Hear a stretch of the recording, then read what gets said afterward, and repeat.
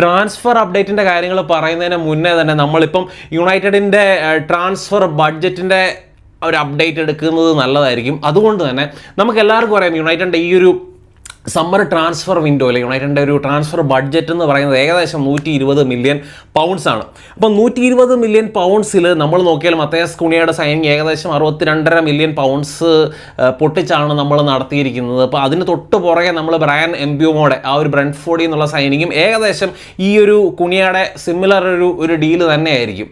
അപ്പം ശരിക്കും പറഞ്ഞാൽ നമ്മുടെ ട്രാൻസ്ഫർ ബഡ്ജറ്റ് തീർന്നു. അപ്പോൾ ഈ രണ്ട് ഡീലിൻ്റെയും ഒരു ഓവറോൾ ഒരു വർത്ത് നോക്കിയാൽ നമ്മുടെ ട്രാൻസ്ഫർ ബഡ്ജറ്റ് തീർന്നു, 120 മില്യൺ ആയി. അപ്പോൾ ഈ രണ്ട് കാര്യങ്ങൾ കൂടാതെ യുണൈറ്റഡിൻ്റെ മേളിലുള്ള ഒരു തലവേദന, വേറൊരു തലവേദനയും കൊണ്ടുണ്ട്. കാരണം നമ്മൾ ഇത്രയും നാളും സൈൻ ചെയ്ത പല പ്ലെയേഴ്സിനും നമ്മൾ കാശ് മുടക്കിക്കൊണ്ടിരിക്കുകയാണ്. ഇപ്പോഴും നമ്മൾ പേയ്മെൻറ്റ് നടത്തിക്കൊണ്ടിരിക്കുക. ഇപ്പം ജേഡൻ സാഞ്ചോ ആയാലും, കസമീറോ ആയാലും, ആൻ്റണി ആയാലും, ഒനാനെ ആയാലും, ഇപ്പോൾ ഇങ്ങനത്തെ പല ഫെയിലിയർ ആയിട്ടുള്ള സൈനിങ്സിന് വേണ്ടി ഇപ്പോഴും യുണൈറ്റഡ് കാശ് മുടക്കിക്കൊണ്ടിരിക്കുകയാണ്. ആ ഒരു ഇൻസ്റ്റാൾമെൻറ്റ്സിൻ്റെ ആ ഒരു ഇതൊക്കെ വെച്ചിട്ട് ഇപ്പോഴും ക്ലബ്ബുകൾക്ക് വേണ്ടി കാശ് ഇങ്ങനെ കൊടുത്തുകൊണ്ടിരിക്കുകയാണ് യുണൈറ്റഡ്. അപ്പോൾ അതുമായിട്ട് ബന്ധപ്പെട്ട് ഏകദേശം 89 മില്യൺ പൗണ്ട്സ് പല സൈനിങ്ങുകളുടെ എല്ലാം കൂടെ ഒരു എമൗണ്ടാണ് ഞാൻ പറയുന്നത്. അപ്പം 89 മില്യൺ പൗണ്ട്സ് ഈ ഒരു ട്രാൻസ്ഫർ വിൻഡോയുടെ ഇടയ്ക്ക് അല്ലെങ്കിൽ ഈ ഒരു സീസണിൻ്റെ എൻഡിൽ നമ്മൾ പേ ചെയ്യണം. അപ്പം ഇതെല്ലാം കൂടെ ആകുമ്പോൾ ശരിക്കും പറഞ്ഞാൽ നമ്മൾ 200 മില്യനൊക്കെ മുകളിലാവും നമ്മുടെ സ്പെൻഡിങ്.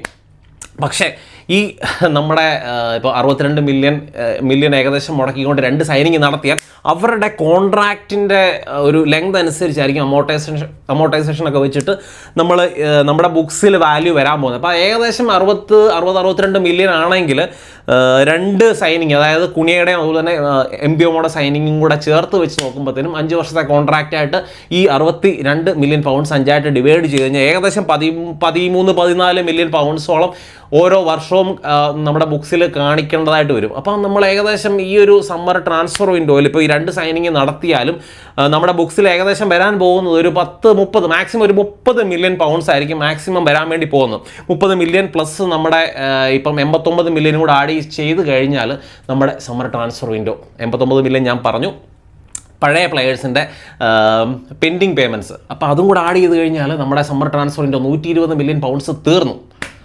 ഇപ്പോൾ ബാക്കി നമുക്ക് ഈ രണ്ട് സൈനിങ്സ് കഴിഞ്ഞ് കഴിഞ്ഞാൽ നമുക്ക് എന്തെങ്കിലും സൈനിങ്സ് നടത്തണമെങ്കിൽ നമുക്ക് സെയിൽസ് ഭയങ്കര ഇമ്പോർട്ടൻ്റ് ആണ്. അതുകൊണ്ടാണ് ഞാൻ ആദ്യം തന്നെ ഈ ഒരു ഇൻഫർമേഷൻ നിങ്ങളുടെ മുന്നിലോട്ട് വെച്ചത്. അപ്പം ഇതാണ് നമ്മുടെ ക്ലബിൻ്റെ ഫൈനാൻഷ്യലി അല്ലെങ്കിൽ നമ്മുടെ ഒരു സ്പെൻഡിങ്ങിൻ്റെ ആയിട്ട് ബന്ധപ്പെട്ട് അല്ലെങ്കിൽ നമ്മുടെ കയ്യിലുള്ള കാശിൻ്റെ ഒരു അവസ്ഥ ഇതാണ്. അപ്പം നമ്മൾ എന്താണെങ്കിലും നമ്മൾ പ്ലെയേഴ്സിനെ സെല്ല് ചെയ്യണം. സെല്ലിങ്ങുമായിട്ട് ബന്ധപ്പെട്ട് ഏറ്റവും അടുത്ത അപ്ഡേറ്റ്സ് എന്ന് പറയുന്നത് ഗർനാച്ചോയുടെ കാര്യത്തിലാണ്. ഗർനാച്ചോ നമുക്ക് എല്ലാവർക്കും അറിയാം. ഗർനാച്ചോ എന്ന് പറയുന്ന പ്ലെയർ യുണൈറ്റഡിൻ്റെ ഫാൻസ് ഏറ്റവും കൂടുതൽ അഡോറ് ചെയ്യുന്ന, ഏറ്റവും കൂടുതൽ ആരാധിക്കുന്ന പ്ലെയേഴ്സിൽ ഒരാളാണ് ഗർനാച്ചോ. പക്ഷേ ആ മനുഷ്യൻ യുണൈറ്റഡ് എന്ന് പറയുന്ന ഫുട്ബോൾ ക്ലബിനോടും അല്ലെങ്കിൽ യുണൈറ്റഡിൻ്റെ ഫാൻസിനോടും ഒക്കെ ചെയ്ത കാര്യങ്ങളെന്ന് പറഞ്ഞാൽ ശരിക്കും പറഞ്ഞാൽ ഒരിക്കലും പൊറുക്കാൻ പറ്റത്തില്ലാത്ത കാര്യങ്ങളാണ്. യൂറോപ്പ ലീഗിൻ്റെ ഫൈനലിൽ പോയിട്ട് ആ ഇൻ്റർവ്യൂ കൊടുത്ത് പ്രശ്നങ്ങൾ വഷളാക്കാൻ വേണ്ടി പുള്ളി ശ്രമിച്ചു.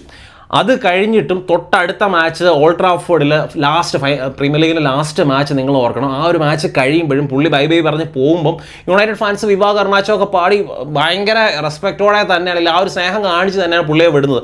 അത് കഴിഞ്ഞ് നിങ്ങൾ നോക്കണം ആ ഒരു ഏഷ്യൻ ടൂറിന് പോസ്റ്റ് സീസൺ ഏഷ്യൻ ടൂറിന് കഴിഞ്ഞ 2 മാച്ചസിന് അവിടെ ചെന്നപ്പോഴത്തെ പുള്ളിയുടെ പെർഫോമൻസ് എന്ന് പറഞ്ഞാൽ പുള്ളിയുടെ ഓഫ് ദ ഫീൽഡ് പെർഫോമൻസ് നിങ്ങൾ നോക്കിയാൽ പുള്ളിയോട് എന്തെങ്കിലും ചോദ്യങ്ങൾ ചോദിക്കുന്ന ആരാധകനെ പിടിച്ചു തള്ളുന്നു. അതുപോലെ പുള്ളി എന്തെങ്കിലും പ്രൊമോഷണൽ ഇവൻറ്റ്സിലൊക്കെ പങ്കെടുക്കുമ്പോൾ അവിടെ ചെന്ന് കാണിക്കുന്ന കോപ്രായങ്ങൾ, അവിടെ കിടന്ന് യാതൊരു താല്പര്യമില്ലാത്ത രീതിയിലുള്ള ആക്ടിങ്. അപ്പോൾ അങ്ങനെ നല്ല രീതിയിൽ യുണൈറ്റഡ് എന്ന് പറയുന്ന ആ ഒരു ബാഡ്ജിനെ ഡിസ്റെസ്പെക്റ്റ് ചെയ്യുന്നു. അതുപോലെ തന്നെ ഇത്രയും അഡോറ് ചെയ്യുന്ന ഫാൻസിനെ, ആ ഒരു മനുഷ്യരെ ഈ രീതിയിൽ അഡോറ് ചെയ്യുന്ന ഫാൻസിനെ ഡിസ്റെസ്പെക്റ്റ് ചെയ്യുന്നു. ശരിക്കും പറഞ്ഞാൽ 100 രൂപ കിട്ടേണ്ട ഒരു പ്ലെയർ ആണെങ്കിൽ 50 രൂപ പോലും യുണൈറ്റഡിന് കിട്ടരുത് എന്നുള്ള അവസ്ഥയിലേക്ക് കൊണ്ടുപോവുകയാണ് ഗർനാച്ചോ. അവൻ 50 രൂപ പോലും അവനെ വിറ്റ് യുണൈറ്റഡ് ഉണ്ടാക്കരുത് എന്നാണ് അവൻ്റെ ഒരു ആഗ്രഹം. ശരിക്കും പറഞ്ഞു കഴിഞ്ഞാൽ നിങ്ങൾ നോക്കണം ഇപ്പോഴത്തെ ഒരു അവസ്ഥയിൽ ഗർനാച്ചോയ്ക്ക് കൊണ്ടാണ് ഏറ്റവും കൂടുതൽ ആൾക്കാർ, ഏറ്റവും കൂടുതൽ ക്ലബ്സ് ഇൻട്രസ്റ്റഡ് ആയിട്ടുള്ളത്. അപ്പോൾ നമ്മുടെ ഏറ്റവും സെല്ലിങ് അസറ്റ്സിൽ ഏറ്റവും ടോപ്പായിട്ട് നിൽക്കുന്ന ഒരു പ്ലെയർ എന്ന് പറയുന്നത് ഗർനാച്ചോ ആണ്. ഇപ്പം നമ്മൾ സെല്ല് ചെയ്യാമെന്ന് ഉദ്ദേശിക്കുന്ന പ്ലെയേഴ്സിൽ.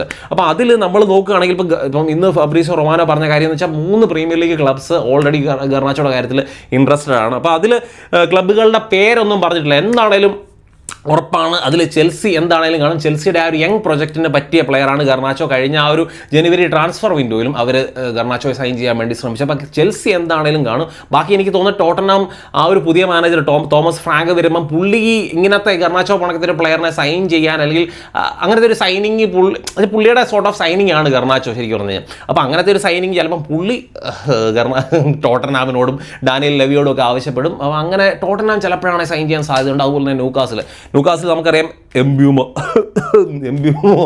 എംബ്യൂമോ അവരെ വളരെ നിഷ്കരണം റിജക്റ്റ് ചെയ്തതാണ്. അപ്പോൾ അതുകൊണ്ട് തന്നെ ആ വിഷമത്തിൽ ഗർനാച്ചോ സൈൻ ചെയ്യാൻ വേണ്ടി ന്യൂകാസിൽ ശ്രമിക്കും എന്നാണ് എൻ്റെ ഒരു ഊഹാപോഹത്തിലാണ് ഈ 3 ക്ലബ്ബുകളുടെ പേര് പറഞ്ഞ്. അതിൽ ചെൽസി എന്താണേലും കാണും എന്ന് തന്നെയാണ് എൻ്റെ ഒരു പ്രതീക്ഷ. പിന്നെ നമ്മൾ പ്രീമിയർ ലീഗിൻ്റെ പുറത്തുനിന്ന് നോക്കുകയാണെങ്കിൽ ബയർ ലെവർക്യൂസൻ ഇൻട്രസ്റ്റഡ് ആണെന്ന് പറയുന്നുണ്ട്. ബയർ ലെവർക്യൂസൻ നമുക്ക് എല്ലാവർക്കും അറിയാം ടെൻ ഹാഗിൻ്റെ ടീം. അവർ പക്ഷേ ഫൈനാൻഷ്യലി അവർ സ്ട്രഗിൾ ചെയ്യുന്നു എന്ന് പറയുന്നുണ്ട്. പക്ഷേ നമ്മൾ നോക്കുകയാണെങ്കിൽ ബയർ ലെവർക്യൂസൻ്റെ ഫ്ലോറിയാൻ വിറ്റ്സിനെ മേടിച്ചേ അടങ്ങൂ എന്ന് പറഞ്ഞുകൊണ്ടാണ് ലിവർപൂൾ ഏകദേശം 126 മില്യൺ പൗണ്ട്സ് വരെ സ്പെൻഡ് ചെയ്യാൻ തയ്യാറായിട്ട് നിൽപ്പുണ്ട്. അതുകൊണ്ട് തന്നെ ആ ഡീല് നടക്കുകയാണെങ്കിൽ അവരുടെ കയ്യിൽ ഇഷ്ടംപോലെ കാശുണ്ട്.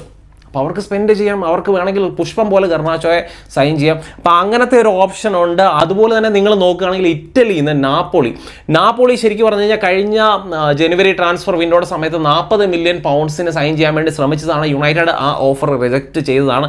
എന്താണെങ്കിലും നാപ്പോളി തിരിച്ചു വരും. കാരണം അവർക്ക് ഒസീമനെ അവരേതായാലും ഈ ട്രാൻസ്ഫർ വിൻഡോയിൽ സെയിൽ ചെയ്യും. അത് മിക്കവാറും സൗദിയിലോട്ടായിരിക്കും. 75 മില്യൺ യൂറോസ് ഓൾറെഡി അൽ ഹിലാൽ ഓഫർ ചെയ്തിട്ടുണ്ട്. 1 മന്ത് കോൺട്രാക്ട് ഓഫർ ചെയ്തിട്ടുണ്ട്. അപ്പോൾ ഒസീമൻ ഏതായാലും ആ സൗദിയിലോട്ട് പോകാനുള്ള സാധ്യതയുണ്ട്. അപ്പോൾ ഒസീമൻ്റെ സെയിൽ നടന്നു കഴിഞ്ഞാൽ അവരുടെ കയ്യിലും കാശുണ്ട്. അപ്പോൾ ഇത്രയും ക്ലബ്സ് ശരിക്കും പറഞ്ഞാൽ ഗർനാച്ചോയുടെ കാര്യത്തിൽ ഇൻട്രസ്റ്റഡ് ആണെന്നുള്ളത് നമ്മളെ സംബന്ധിച്ച് നമുക്ക് ഭയങ്കര ഭാഗ്യമാണ്. അങ്ങനെ ഒരു ബിഡിങ് വാർ നടക്കട്ടെ. നല്ലൊരു എമൗണ്ട്, ഒരു 60 മില്യന്, ഒരു മിനിമം 60 മില്യൺ പൗണ്ട്സ് എങ്കിലും കിട്ടട്ടെ. അങ്ങനെ കിട്ടുകയാണെങ്കിൽ നമുക്ക് ആ ഒരു വിക്ടർ ഗ്യോക്കോറസ് എന്ന് പറയുന്ന നമ്മുടെ ഡ്രീം സ്ട്രൈക്കർ സൈനിങ്ങിനെ നമുക്ക് സൈൻ ചെയ്യാൻ വേണ്ടി പറ്റും. അപ്പം ഈ വിക്ടർ ഗ്യോക്കോറസിൻ്റെ കാര്യം നോക്കിയാൽ ആദ്യമൊക്കെ പറഞ്ഞുകൊണ്ടിരുന്ന ചാമ്പ്യൻസ് ലീഗ് ഫുട്ബോൾ, പിന്നെ കോമ്പറ്റീഷൻ്റെ കാര്യം, പല ക്ലബ്ബുകൾ ഇൻട്രസ്റ്റഡ് ആണ്. ചാമ്പ്യൻസ് ലീഗ് കൊടുക്കാൻ പറ്റുന്ന, യൂറോപ്യൻ ഫുട്ബോൾ കൊടുക്കാൻ പറ്റുന്ന പല ക്ലബ്ബുകളും ഇൻട്രസ്റ്റഡ് ആണെന്ന് കേട്ടിരുന്നു. അതുപോലെ തന്നെ പുള്ളി ചാമ്പ്യൻസ് ലീഗ് ഉള്ള ക്ലബ്ബിൽ മാത്രമേ പോകത്തുള്ളൂ, അല്ലെങ്കിൽ യൂറോപ്പിൽ കളിക്കുന്ന ക്ലബ്ബിൽ മാത്രമേ പോകത്തുള്ളൂ എന്നുള്ള ന്യൂസുകളായിരുന്നു കൂടുതൽ വന്നുകൊണ്ടിരുന്നത്. പക്ഷേ ഇപ്പോൾ അതൊക്കെ ഓരോന്നായിട്ട് പൊളിയാൻ വേണ്ടി തുടങ്ങിയിട്ടുണ്ട്. ഇപ്പോൾ ആർസനലിൽ പോണത്തെ ക്ലബ്ബുകളൊക്കെ ആദ്യം ഇൻട്രസ്റ്റഡ് ആയിരുന്നു. അവരിപ്പോൾ സെസ്കോടെ പുറകെയാണ്. അപ്പോൾ അങ്ങനെ കോമ്പറ്റീഷൻ ഒന്നൊന്നായിട്ട് കുറയുന്നുണ്ട്. ഇനിയിപ്പോൾ എനിക്ക് തോന്നുന്നു ലിവർപൂൾ മാത്രമേ ഒരു പ്രതീക്ഷയുള്ളൂ. ഇവൻ്റെ പുറകെ വരുമെന്നുള്ളൊരു പേടിയുള്ളൂ. ഡാർവിൻ ന്യൂനസിനെ വല്ലതും സെല്ല് ചെയ്ത് കഴിഞ്ഞാൽ ലിവർപൂൾ ചിലപ്പം വന്നേക്കാം. പക്ഷേ എനിക്ക് തോന്നുന്ന പല ക്ലബ്ബുകളും അങ്ങോട്ട് അടുക്കാത്തതിൻ്റെ മെയിൻ കാരണം പുള്ളിയുടെ പ്രിഫറൻസ് യുണൈറ്റഡ് ആയതുകൊണ്ടാണെന്നുള്ളൊരു ഫീൽ എനിക്ക് വരുന്നുണ്ട്. അത് ചിലപ്പം തെറ്റായിരിക്കും. പക്ഷേ എനിക്ക് അങ്ങനത്തെ ഒരു ഫീല് കിട്ടുന്നുണ്ട്. കൂടുതലും കാര്യങ്ങളൊക്കെ തിരിഞ്ഞ് മറിഞ്ഞ് യുണൈറ്റഡിൻ്റെ കളത്തിലേക്ക് കാര്യങ്ങൾ, അല്ലെങ്കിൽ യുണൈറ്റഡിൻ്റെ കോർട്ടിലോട്ട് ബോൾ വരുന്നുണ്ട്. പുള്ളിയുടെ ക്ലബ്ബായിട്ടുള്ള സ്പോർട്ടിങ്ങിൻ്റെ ആവശ്യം ഏകദേശം 60 മില്യൺ പൗണ്ട്സ് ആണ്. അപ്പോൾ അത് കൊടുത്തിട്ട് സൈൻ ചെയ്യാൻ വേണ്ടി യുണൈറ്റഡ് ശ്രമിക്കും. അപ്പോൾ ഈ ഗർനാച്ചോയുടെ ഡീല് ഭയങ്കര ഇമ്പോർട്ടൻ്റ് ആണ്. ഗ്യോക്കോറസിൻ്റെ സൈനിങ് പ്ലസ് പുള്ളിയുടെ പുള്ളിയുടെ ആ ഒരു സാലറിയും കാര്യങ്ങളും എല്ലാം കൂടെ ബാക്കി ഇത്രയും ഒത്തിരി പ്ലേയേഴ്സ് നമ്മുടെ കയ്യിൽ നിന്ന് പോയിട്ടുണ്ട്. അതുകൊണ്ട് തന്നെ ഈ ഗർനാച്ചോയുടെ സെയിൽ നടക്കുകയാണെങ്കിൽ എന്താണെങ്കിലും വിക്ടർ ഗ്യോക്കോറസിൻ്റെ സൈനിങ് നമുക്ക് നടത്താൻ പറ്റും. ഒസിമനെ നമുക്ക് വേണം എന്ന് പറഞ്ഞുകൊണ്ട്, അല്ലെങ്കിൽ ഒസിമനെ പ്രിഫർ ചെയ്യുന്ന ഒത്തിരി യുണൈറ്റഡ് ഫാൻസ് ഉണ്ട്. പക്ഷേ നമ്മൾ പ്രിഫർ ചെയ്തിട്ട് കാര്യമില്ലല്ലോ.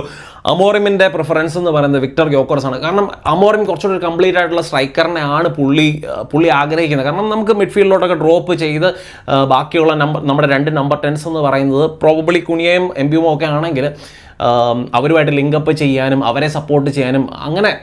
അപ്പം ഇപ്പം എന്നാ പറയുന്നത്, ഈ ഒരു വിക്ടർ ഗ്യോക്കോറസിൻ്റെ മൂവ്മെൻറ്റ്സ് എന്ന് പറയുന്നത് ഒത്തിരി മൂവ് ചെയ്യുന്ന പ്ലെയറാണ്. ചുമ്മാ സ്റ്റേഷനറി അല്ല. അത് നമ്മൾ വിക്ടർ ഓസിമൻ എന്ന് പറഞ്ഞാൽ കുറേ കൂടെ ഒരു ഓൾഡ് ഫാഷൻ സ്ട്രൈക്കറാണ്. അത്ര മൂവ്മെൻറ്റ്സ് ഇല്ല പുള്ളിയുടെ, അത്ര വളരെ ലിമിറ്റഡ് ആയിട്ടുള്ള മൂവ്മെൻറ്റ്സേ ഉള്ളൂ. പക്ഷേ ഭയങ്കര ഗോൾ പോച്ചിങ് എബിലിറ്റി ഉള്ള മനുഷ്യനാണ്. അപ്പം ഈ വിക്ടർ ഗ്യോക്കോറസ് എന്ന് പറയുന്ന പ്ലെയർ കുറേ കൂടെ സെൽഫ്ലെസ് ആയിട്ടുള്ള പ്ലെയറാണ്. ബാക്കി പ്ലെയേഴ്സിനെ കൂടെ ഇപ്പം എംബ്യൂമോയ്ക്കാണെങ്കിലും അതുപോലെ തന്നെ കുണിയൊക്കെ ആണെങ്കിലും കൂടുതൽ ഗോളുകൾ അല്ലെങ്കിൽ കൂടുതൽ സ്പേസസ് ക്രിയേറ്റ് ചെയ്യാൻ ഗ്യോക്കോറസിൻ്റെ മൂവ്മെൻറ്റ്സ് കൊണ്ട് സാധിക്കും.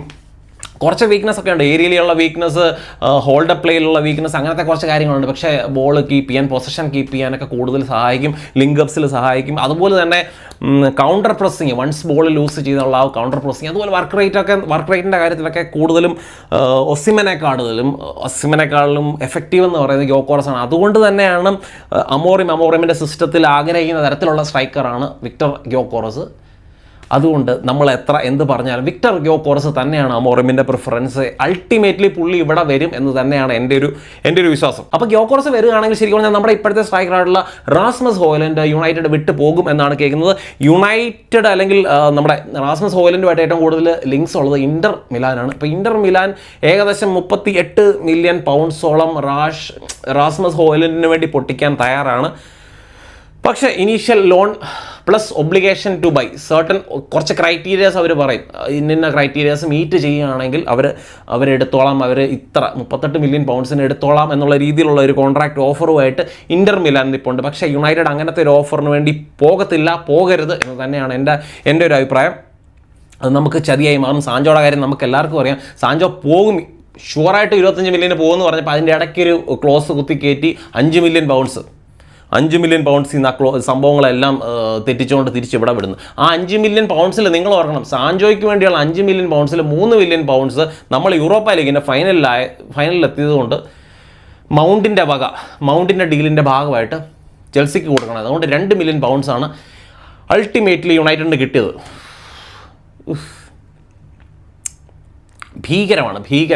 ഭീകരൻ നെഗോസിയേഷൻസും പരിപാടികളുമാണ് നടക്കുന്നത്. അപ്പം ഇങ്ങനത്തെ പരിപാടിക്കൊന്നും പോയി യുണൈറ്റഡ് തല വെച്ച് കൊടുക്കരുത്. ഇന്റർ മിലാനും അങ്ങനത്തെ ടീമുകളൊക്കെ പല പരിപാടികളും പല നാടകങ്ങളുമായിട്ട് വരും. സ്ട്രൈറ്റ് അവേ മേടിക്കുക പറഞ്ഞുള്ള ഡീൽ. ഇപ്പം ആദ്യം കുറച്ച് എമൗണ്ട് ആണെങ്കിലും അപ്പോൾ ആ ഒരു ഇൻസ്റ്റാൾമെൻറ്റ്സ് ആയിട്ടൊക്കെ ആണെങ്കിൽ അത് കുഴപ്പമില്ല.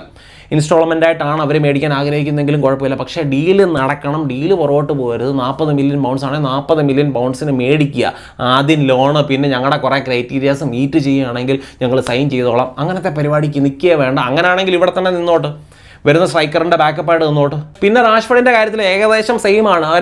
എല്ലാവരും ചുളുവിൽ അടിച്ചു മാറ്റാനുള്ള ശ്രമമാണ് നടത്തുന്നത്. ആ ഒരു മാക്സിമം റിസ്ക് ഒഴിവാക്കാൻ വേണ്ടി അവർ എല്ലാ ടീമുകളും നോക്കുന്നുണ്ട്.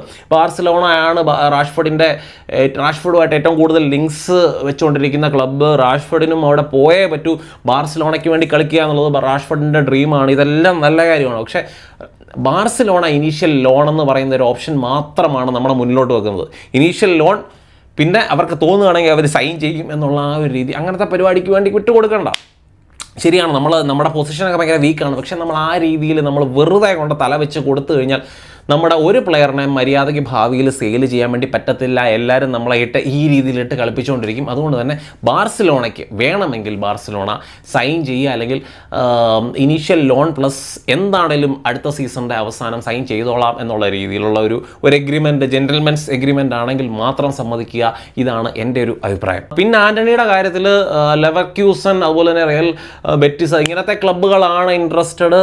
പക്ഷേ ഇതുവരെയായിട്ടും നല്ല തരത്തിലുള്ള മൂവ്മെൻറ്റ്സും കാര്യങ്ങളും ഒന്നും നടക്കുന്നില്ല. അതുപോലെ തന്നെ സാഞ്ചോയുടെ കാര്യത്തിൽ സൗദിയിൽ നിന്ന് ഇൻട്രസ്റ്റ് വരുന്നതുകൊണ്ട് ഏത് ക്ലബ്ബാണ് എന്താണെന്നുള്ളതിനെക്കുറിച്ച് ഇതുവരെയായിട്ട് ഒരു ഐഡിയ ഒന്നും കിട്ടിയിട്ടില്ല. പക്ഷേ വരും ദിവസങ്ങളിൽ കാര്യങ്ങളൊക്കെ കുറച്ചുകൂടെ ചൂട് പിടിക്കും. നമ്മുടെ ഔട്ട് ഗോയിങ്സിൻ്റെ കാര്യത്തിൽ കുറേ കൂടെ ചൂട് പിടിച്ച് ഔട്ട് ഗോയിങ്സ് നടക്കും. എന്നാൽ മാത്രമേ നമുക്ക് മാക്സിമം പ്ലേയേഴ്സിനെ നമുക്ക് മേടിക്കാൻ വേണ്ടി പറ്റത്തുള്ളൂ. അപ്പോൾ എന്താണേലും ആര് പോയാലും വന്നാലും എംബ്യൂമോയുടെ കാര്യത്തിൽ തീരുമാനമാകും. എംബ്യൂമോ ഏകദേശം കുണിയയുടെ ഒരു ഡീലിനോട്ടുള്ള സിമിലർ ആയിട്ടുള്ള ഒരു ഡീലിലായിരിക്കും എന്നാണ് യുണൈറ്റഡ് സൈൻ ചെയ്യാൻ വേണ്ടി പോകുന്നത്. ഇനീഷ്യൽ ഓഫർ നമുക്ക് എല്ലാവർക്കും അറിയാം, 45 മില്യൺ പ്ലസ് 10 മില്യൻ്റെ ഓഫർ. അപ്പോൾ ആ ഇനീഷ്യൽ സ്റ്റാർട്ടിങ്ങിന് വേണ്ടി യുണൈറ്റഡ് ഒരു ബിഡ് ഇട്ട് കൊടുത്തു. അപ്പോൾ അവർ പറഞ്ഞ് ഞങ്ങളുടെ വാലുവേഷൻ എന്ന് പറയുന്നത് 70 മില്യൺ പൗണ്ട്സ് ആണ്. ഇപ്പോൾ ഇതിൻ്റെ ഇടയ്ക്കൊരു ഡീൽ, ഏകദേശം കുണിയയുടെ ഡീലിനടുത്തുള്ള ഒരു ഡീല്, അല്ലെങ്കിൽ ഒരു 62 അല്ലെങ്കിൽ ഏകദേശം 60 മില്യൺ, 55 + 5 അല്ലെങ്കിൽ 50 + 10 ആ രീതിയിൽ 60 to 65 മില്യൻ്റെ ഇടയ്ക്കൊരു ഡീലിൽ ബ്രയൻ എംബ്യൂമോ യുണൈറ്റഡിൽ വരും എന്ന് തന്നെയാണ് എൻ്റെ വിശ്വാസം. അത് നമ്മൾ ശരിക്കും പറഞ്ഞാൽ ഈ ഒരു ഇനീഷ്യലായിട്ടുള്ള ഒരു ടെമ്പററി ആയിട്ടുള്ള ഈ ഒരു ട്രാൻസ്ഫർ വിൻഡോയുടെ സമയമുണ്ടല്ലോ, ജൂൺ 1 മുതൽ 10 വരെയുള്ള ആ ഒരു ഡേറ്റ്. അപ്പോൾ അതിനിടയ്ക്ക് അത് നടക്കും. ഇന്നോ നാളെയോ നാളെ കഴിഞ്ഞോ ഒക്കെ ആയിട്ട് അനൗൺസ്മെൻറ്റ് വരും, ഹിയർവ്യൂ വരും എന്ന് തന്നെയാണ് എൻ്റെ ഒരു പ്രതീക്ഷ. പെട്ടെന്ന് തന്നെ കാര്യങ്ങൾ നടത്താനും സെറ്റിൽ ചെയ്യാൻ വേണ്ടിയും ബ്രാൻഫോർഡും യുണൈറ്റഡും റെപ്രസെൻറ്റേറ്റീവ്സൊക്കെ ശ്രമിക്കുന്നുണ്ട്. കാരണം യുണൈറ്റഡിനെ സംബന്ധിച്ച് വേറെ കോമ്പറ്റീഷൻ ഒന്നുമില്ല. കാരണം ന്യൂകാസിലായാലും അതുപോലെ തന്നെ ആർസണലായാലും ആസ്റ്റൺ വില്ല, ഇപ്പോൾ ഇങ്ങനത്തെ ടീമുകളൊക്കെ ആയിരുന്നു ഇൻട്രസ്റ്റഡ് ആയിട്ടുണ്ടായിരുന്നത്. അവരെയൊക്കെ ഒഴിവാക്കിക്കൊണ്ട് യുണൈറ്റഡിനെ ജോയിൻ ചെയ്യാൻ വേണ്ടി പോകുന്നത്, അല്ലെങ്കിൽ ടോട്ടൻഹാം. അപ്പോൾ അങ്ങനത്തെ ടീമുകളെയൊക്കെ ഒഴിവാക്കിക്കൊണ്ട് യുണൈറ്റഡിനെ ജോയിൻ ചെയ്യുക എന്നുള്ളതാണ് പുള്ളിയുടെ പ്രിഫറൻസ്. അതുകൊണ്ട് തന്നെ പുള്ളിയുടെ ഒരു പ്രിഫറൻസിന് എതിര് നിന്ന് പുള്ളിയെ വേറെ ടീമിന് വിൽക്കാനൊന്നും ബ്രെൻഫോർഡിന് ആഗ്രഹമില്ല. അപ്പോൾ യുണൈറ്റഡും ബ്രെൻഫോർഡും തമ്മിൽ ഒരു എഗ്രിമെൻറ്റിൽ എത്തിച്ചേരും എന്ന് തന്നെയാണ് നമ്മുടെ ഒരു പ്രതീക്ഷ. ബ്രെൻഫോർഡ് അല്ലെങ്കിൽ നമ്മുടെ ന്യൂകാസിൽ, അതുപോലെ തന്നെ ആസ്റ്റൺ വില്ല. അപ്പോൾ അങ്ങനത്തെ ടീംസിൻ്റെയൊക്കെ ഫാൻസ് ശരിക്കും പറഞ്ഞു കഴിഞ്ഞാൽ കാര്യങ്ങൾ ഡൈവേർട്ട് അവർക്ക് എന്താ പറയുന്നത്, അവർക്ക് ശരിക്കും സഹിക്കാൻ പറ്റുന്നില്ല. 15ാം സ്ഥാനത്തുള്ള ഒരു ടീം അവരെ ഈ ട്രാൻസ്ഫറിൻ്റെ കാര്യത്തിൽ തോൽപ്പിക്കുന്നു എന്നൊക്കെ പറയുമ്പോൾ അവർക്ക് സഹിക്കാൻ പറ്റുന്നില്ല. അപ്പോൾ അതുകൊണ്ട് തന്നെ ട്രോള് ചെയ്യാൻ വേണ്ടി വരുന്നു. എംബിമോയുടെ സാലറി 250K പെർ വീക്ക് ആണെന്നൊക്കെ പറഞ്ഞുകൊണ്ട് തള്ളി മറിക്കുന്നുണ്ട്. അത്രയൊന്നുമില്ല. യുണൈറ്റഡ് ഒരു 140 to 150 ആ ഒരു റേഞ്ചിലായിരിക്കും പ്രോബബ്ലി വരുന്ന പ്ലെയേഴ്സിൻ്റെ ഒക്കെ സാലറി. ആ രീതിയിൽ അതിനുള്ളിൽ 150Kയുടെ ഉള്ളിൽ നിർത്താൻ വേണ്ടി യുണൈറ്റഡ് ശ്രമിക്കും എന്ന് തന്നെയാണ് നമുക്ക് റിപ്പോർട്ടൊക്കെ അനുസരിച്ച് മനസ്സിലാക്കാൻ വേണ്ടി പറ്റുന്നത്. അപ്പോൾ തള്ളുകളെയൊക്കെ നമ്മളിങ്ങനെ തള്ളി വിടുക, ഒന്നും കേൾക്കണ്ട, ഒരു കാതിൽ കൂടെ കേൾക്കുക, മറ്റേ കാതിൽ കൂടെ കളയുക. അപ്പോൾ ഇത്രയൊക്കെയാണ് എനിക്ക് ട്രാൻസ്ഫറുമായിട്ട് ബന്ധപ്പെട്ട്, എനിക്ക് റീസെൻ്റായിട്ടുള്ള ട്രാൻസ്ഫറുമായിട്ട് ബന്ധപ്പെട്ട് എനിക്ക് പറയാനുള്ളത്. അപ്പോൾ നിങ്ങളുടെ അഭിപ്രായങ്ങൾ നിങ്ങൾ ഛന്നഭിന്നം കമൻസ് ആയിട്ട് പറയുക. നമ്മുടെ എംബിമോയുടെ സൈനിങ്ങിന് വേണ്ടി നമ്മളെല്ലാവരും വെയിറ്റ് ചെയ്ത് ഇരിക്കുക. അപ്പം ബൈ.